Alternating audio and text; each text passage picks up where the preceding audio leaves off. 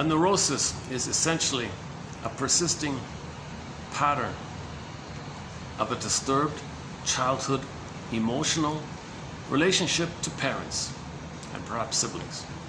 Sometimes the older sister fills in for the mother. It is essentially a repetition and continuation of this relationship, more or less internalized as an interrelationship between the superego,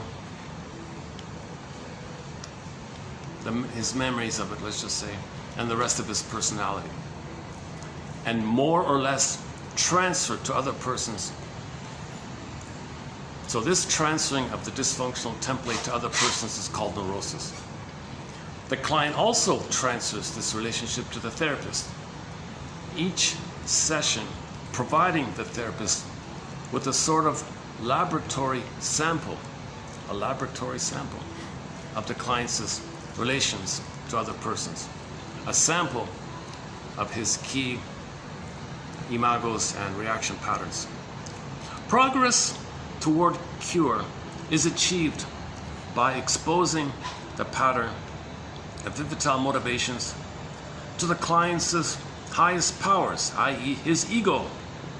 So once again, in psychoanalysis, ego is the thing you want to build and repair. It's your adult mind, your conscious awareness ego. It's your ability to be psychologically minded, to understand that your behavior is influenced by your past. Sometimes called the reflective function, sometimes called being conscious of your emotions, sometimes called the observing ego, who can observe what you're experiencing. So you want to build that kind of observing ego or adult mind simply. Okay, his reason, his reality sense, his sense of judgment and experience.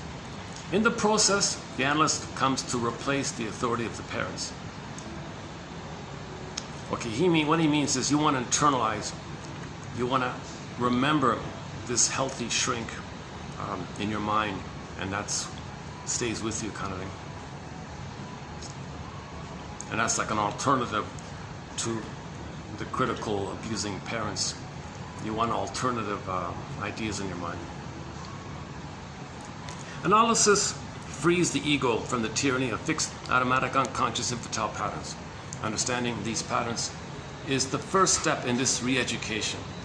Well, he calls it re-education, yeah. Deconditioning, dehypnosis.